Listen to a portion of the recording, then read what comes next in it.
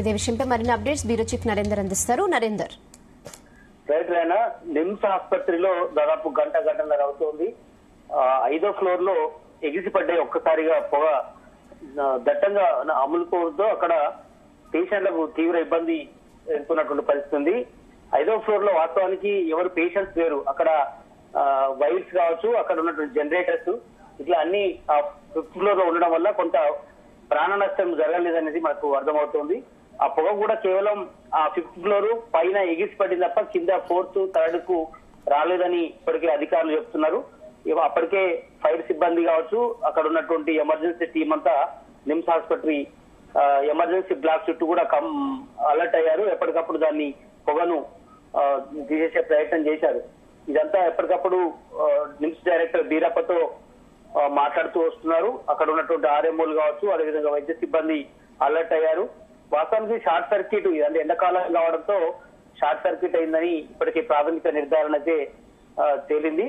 దీనికి సంబంధించి ఇప్పటికే వైద్య ఆరోగ్య శాఖ మంత్రి దామోదర్ రాజనరసింహ కూడా హాస్పిటల్లో ఏం జరిగింది, దీనికి గల కారణాలు ఏంటి, పాత వైర్లు కావచ్చు, షార్ట్ సర్క్యూట్ గల రీజన్ ని తెలుసుకొని ఇమీడియట్లీ దాన్ని మార్చాలని కూడా చెప్పినట్టుగా తెలుస్తోంది. బీరప్పతో కాసేపటి క్రితం కూడా ఫోన్ లో మాట్లాడారు.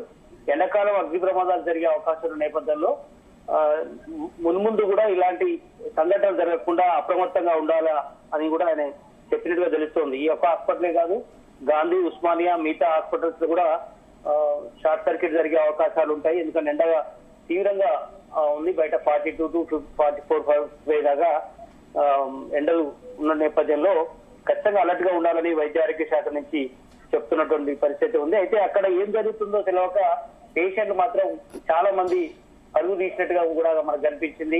అటు ఎంట్రన్స్, అటు పంజాగుట్ట ఎంట్రన్స్ వైపు కొంతమంది వేగంగా వెళ్ళిపోయారు. ఇటు ఎమర్జెన్సీ బ్యాక్ సైడ్ నుంచి జీవీకే వైపు కొంతమంది హడావుడిగా పేషెంట్ అటెండర్స్ అందరూ చాలా మంది బయటకు వెళ్ళినటువంటి పరిస్థితి మనకు కనిపించింది. ఒక్కసారి అసలు ఏమైంది, మన కాలిపోతుందా ఏందని కూడా ఎవరికి ఏం అర్థం కాలేదు. కనుక ఆ సంఘటన తెలుసుకున్నటువంటి బీరప్ప డైరెక్టర్ ఉటావుట్న అక్కడికి వచ్చి ఆ సంఘటన మొత్తం కూడా అదుపు చేసే ప్రయత్నం అయితే చేశారు.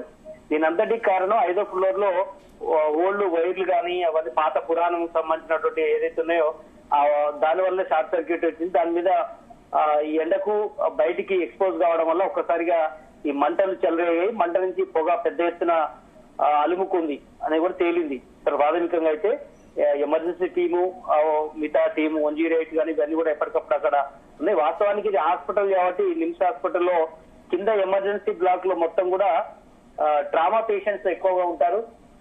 దీంట్లో యాక్సిడెంట్ పేషెంట్స్ కావచ్చు, అదేవిధంగా పక్షవాతం వచ్చిన వాళ్ళు కానీ, హార్ట్ అటాక్ వచ్చిన వాళ్ళు ముఖ్యంగా ఈ ట్రామా కింద ఉంటారు కాబట్టి రోడ్ యాక్సిడెంట్స్ కేసు వీళ్ళందరూ కూడా ఫస్ట్ ఫ్లోర్ లో, గ్రౌండ్ ఫ్లోర్ లో మొత్తం కూడా తీసిన తర్వాత 5th, 4th కు షిఫ్ట్ చేస్తుంటారు.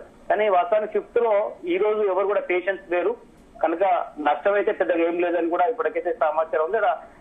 ఆర్థిక నష్టం కూడా, అంటే దాని అంచనా కూడా ఇప్పుడు ఇంతవరకు వేయలేదు. బట్ అక్కడ కేవలం వైర్లు మాత్రమే కాలినాయి కాబట్టి పెద్దగా ఆస్తి నష్టం కూడా ఏం జరగలేదని అయితే అక్కడ ఉన్నటువంటి స్టాఫ్ మనకు చెప్తున్నారు.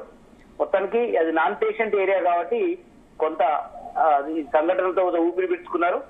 పేషెంట్లకైతే ఏం కాలేదన్నటువంటి విషయానికైతే మనకు వస్తారు. ఇంతకుముందు మనం డైరెక్టర్ బీరప్పతో కూడా మాట్లాడాం.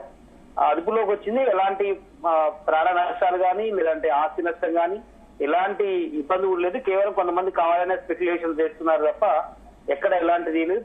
ఆ పొగ వల్ల పేషెంట్లకు ఎలాంటి రిస్క్ లేదు. అది కాసేపు వచ్చి వెళ్ళిపోయింది అనేది నిమ్స్ డైరెక్టర్ కావచ్చు, అక్కడ ఉన్న ఆర్ఎంఓలు కావచ్చు, మిగతా వాళ్ళు చెప్తున్నారు.